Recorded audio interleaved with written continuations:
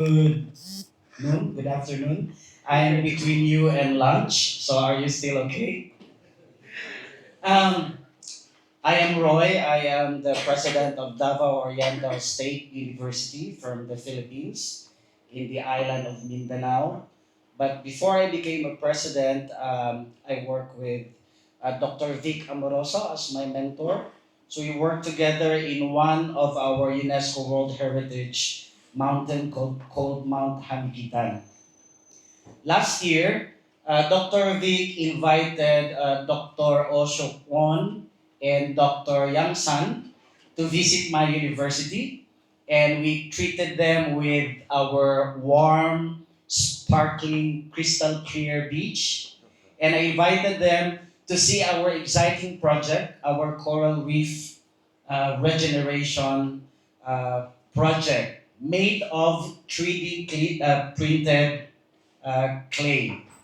But my talk is not really on the scientific side, but I'll be presenting the impact of our project. But I'll be speaking on the perspective of the management of institutions. Like when do we approve researches? So because it's managers who will decide. By discipline and profession, I am a statistician and I work in statistical ecology on the earlier part. But I studied different application of statistics. I studied econometrics, and I went to Australia to study assessment and evaluation and social program evaluation from the University of Melbourne. So when I came back, I became president. I left the research aspect. I became a university administrator. And then when I handled the university, it's a very young university, I thought we don't have direction and niche.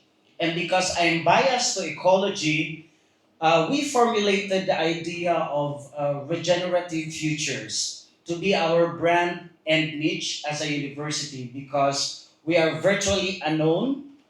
We are in the remote part of Mindanao.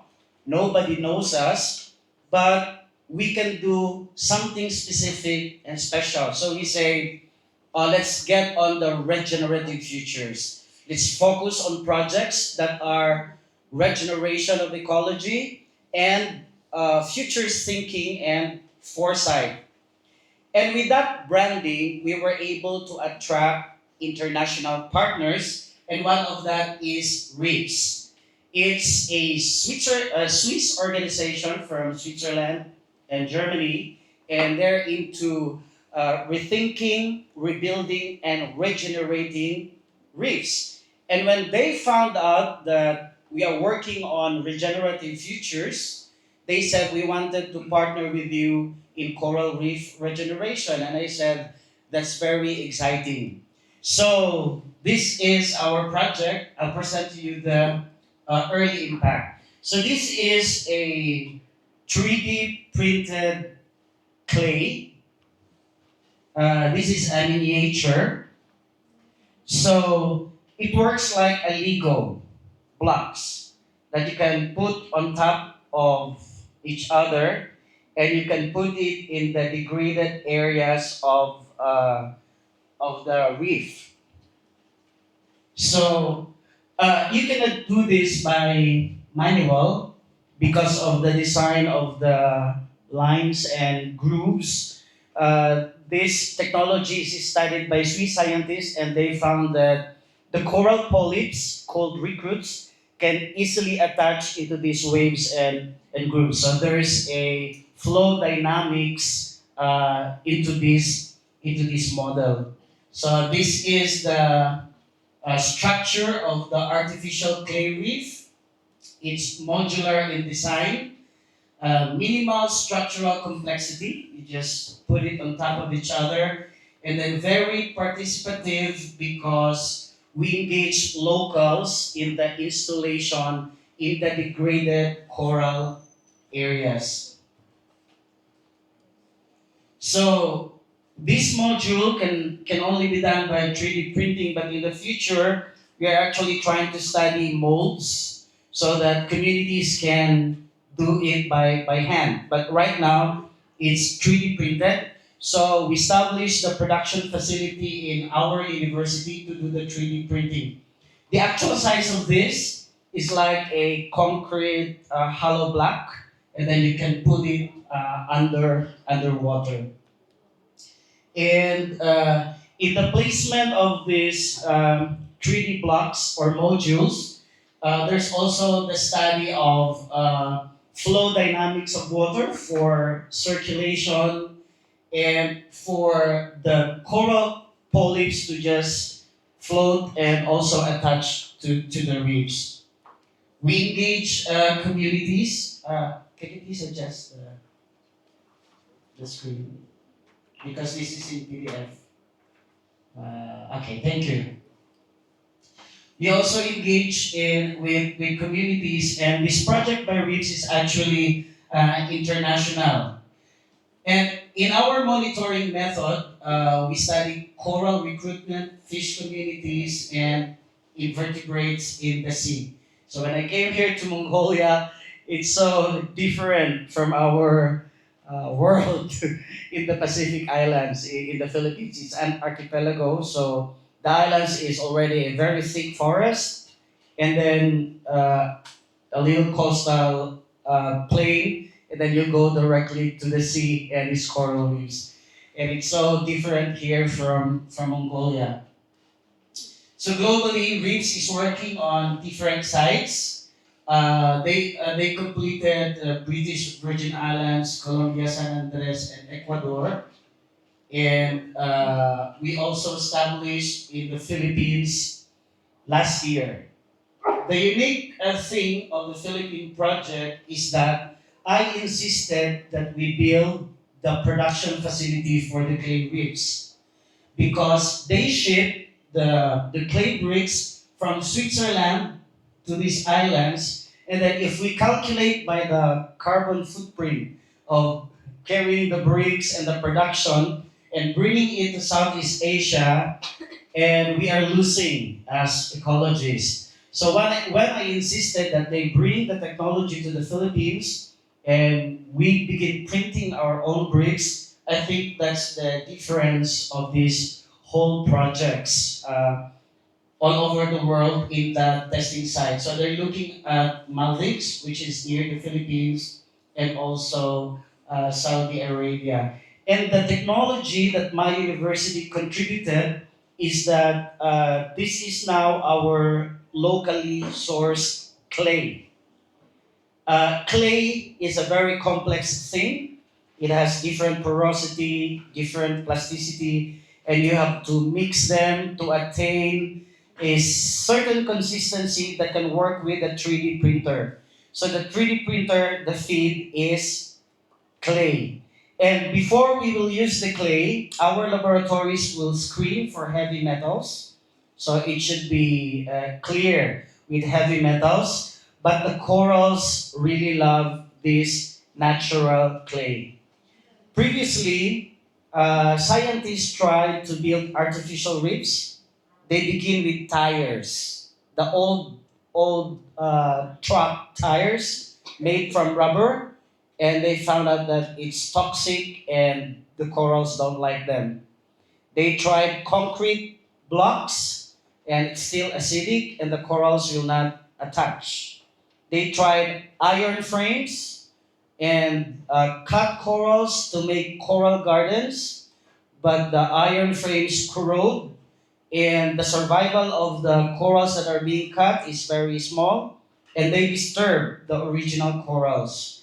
But with this design, it's intended for the baby corals to attach. So it's called natural recruitment.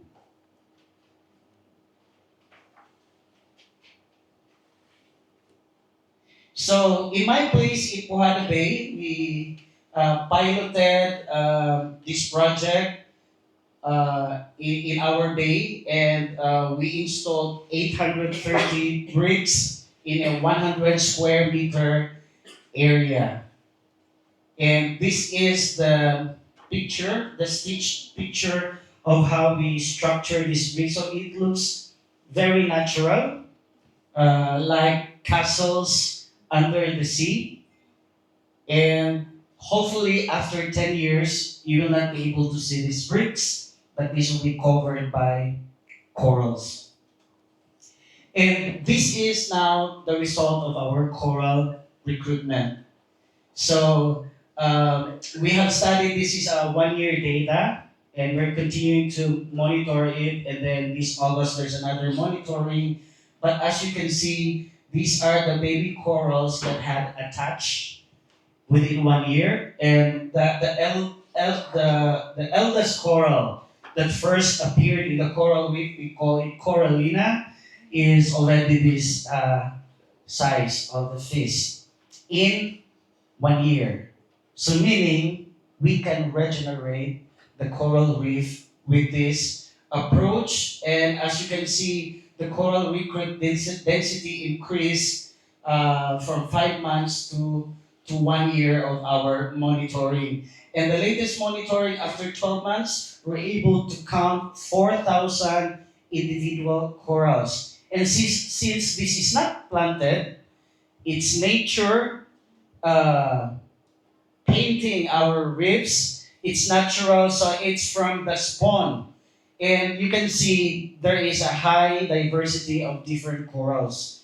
If you do coral gardening, the usual ecologists will just select the easiest coral to cut and garden. So there's the impact of selection, but with this natural recruits, it's really nature trying to create in this canvas. So we have different species. I think they were able to record 4 families. We cannot determine yet the species. And the average recruit size actually shifted, became larger. So this is a very good indicator that there is a high survival rate of the coral babies. What's very important in relation to climate change with this approach is that since these babies attach themselves to this coral brick and they're produced by spawning, then perhaps they will be able to evolve and be able to fight the increase in temperature.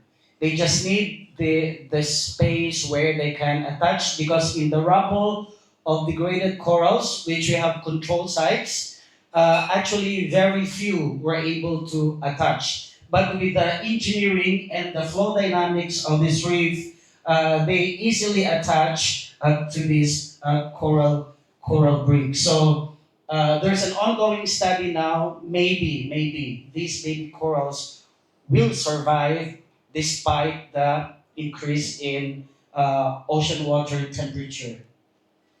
And this is the comparison of the control site where there's no bricks, just the natural coral rubble.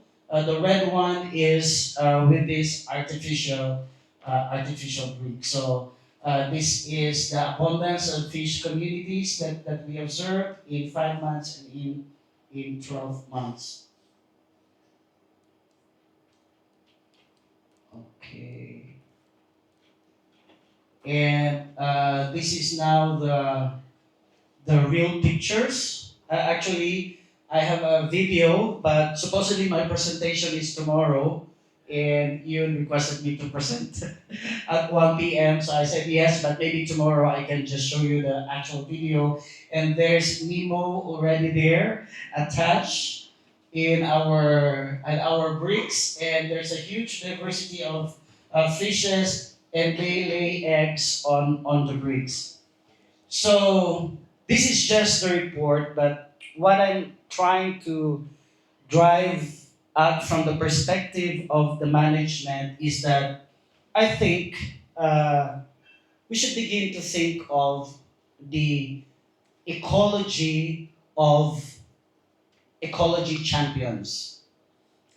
You're all researchers and scientists here, but the main question is, why do institutions, governments, and politicians do not listen to us? That's the main question. We have the knowledge, sometimes we are noisy, but uh, the implementation is a problem. Since as a president, I'm biased to ecology, that's why I set the university on a trajectory towards regenerative futures, then I'm able to align budgets and priorities towards regenerative studies. So our university now is looking at particularly coral reef regeneration, how to mitigate macro and microplastics pollution, how we can regenerate mined out areas from the mining. So I convince our constituents, our board of directors, that since we are a small university, we need to have a niche, and we will focus on this niche that we are good at because we have very good researchers from the university, and we will direct funds. And our NGO partners from the international, like Reefs, Mama Earth Foundation, they come to us and join us to establish actually research in action. And of all the strategies for coral reef regeneration, I think there's a huge promise in this clay artificial reef. So at the university, I am now handling the big project. So the installation and monitoring of biodiversity and soon genetics and bioinformatics is only one component. From my end, from the top perspective, I am looking at the clay source. Is the clay sustainable? Are we not destroying the environment when we extract clay? That's another question. And then, secondly, I'm looking at the component of the 3D printing and firing and design and logistics. It's also a big thing. And then we have this component of scientists installing and monitoring the biodiversity. But you know what's important? It's the coastal communities. If they destroy the original coral reefs from unsustainable practices, what would keep them from not destroying our artificial reefs? And so we have to work with communities. So I am overseeing four big projects along this line, and this report is only one component. So my challenge right now for each one of us, while we are doing and advancing our scientific research, our reports, the question is, how can we bring these things to institutions like universities, like local government and legislation? That's the emphasis of Dr. Vic. We are working together how we can bring these research reports to go through the legislation so that they can implement policies and laws that are favorable to our regeneration of our ecosystems and ecology. So, my challenge now to all of us here is that maybe IES could begin thinking about the ecology of the ecology champions. We are the champions of ecology. Scientists and researchers are only part of this ecology. We need governments, we need politicians, we need institutions, we need sponsors like our sponsors here to be able to do this. And with that, thank you so much. I brought here some durian bars for your sweets after lunch because you waited for lunch. And I have some brochures here and contact if you wish to collaborate with us. Maybe spend your if it's winter here, you can spend it in my university to go to the beach and maybe partner in some areas because a lot of doors in terms of research has been opened by this project. From clay formulation, it will require uh, chemistry and nano testing, there's a porosity, and all of that. And then from the biodiversity perspective, we have not yet gone into the genetics of that. In terms of bioinformatics, we still need help in sensor, in monitoring all of those invertebrates. So we believe that we cannot do it alone. So if you're interested, please partner with us. We can offer you free accommodation at the university. We can fetch you from Davao City Airport, and then yes, join us and enjoy your time there, and maybe we can collaborate in this areas. Thank you so much and good noon.